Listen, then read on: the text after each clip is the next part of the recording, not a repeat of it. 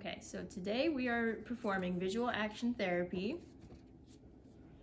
Visual action therapy is a treatment in which gestural communication is used in place of verbal. This was originally meant for patients with global aphasia, but this can be used for individuals with aphasia, other forms of aphasia that are very severe. You would want to use this treatment for a client who is nonverbal and does not have an ability to read or write, and who is experiencing auditory comprehension deficits.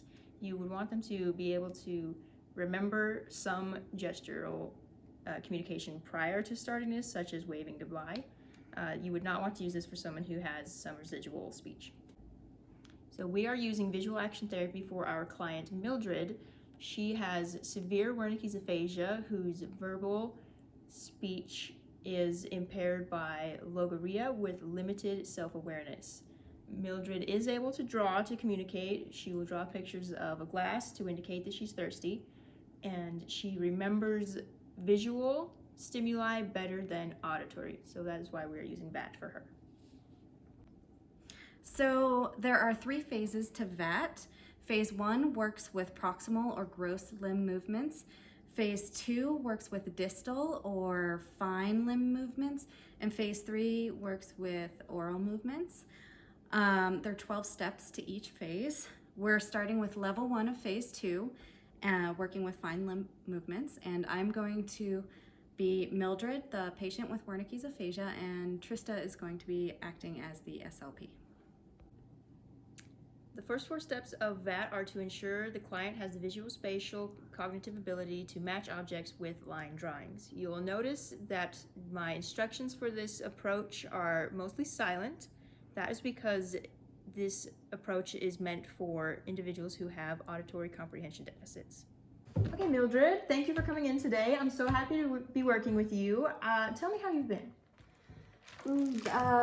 Kaleidoscope, and then like a gift for seeing parts under seeing parts. I see round.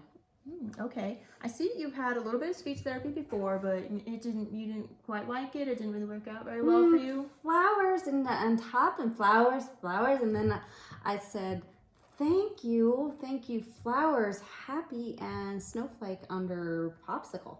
Okay, so what is it that you would like for us to work on?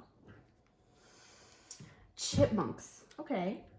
All right. Well, I have a really good activity for us planned today. I think you'll like it. We are going to practice using gestures to communicate rather than our words. Well, do you want to get started on our therapy today? Flapjacks. Yes. Okay.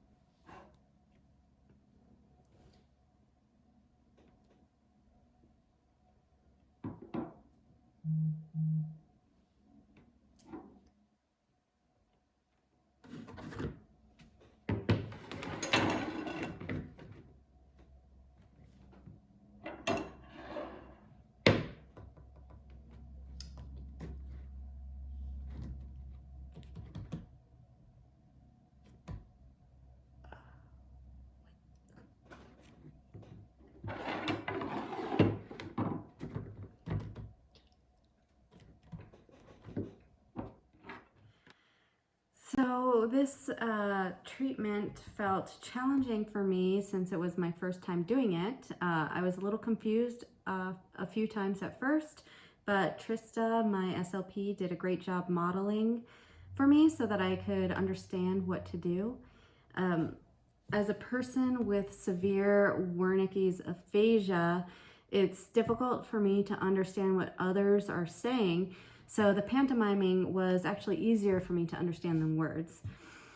And as my treatment progresses, I really hope to be able to use more than just gestures to communicate, like sometime in the future. But for now, I'm really grateful to have this therapy so that I can at least get some ideas across to my family.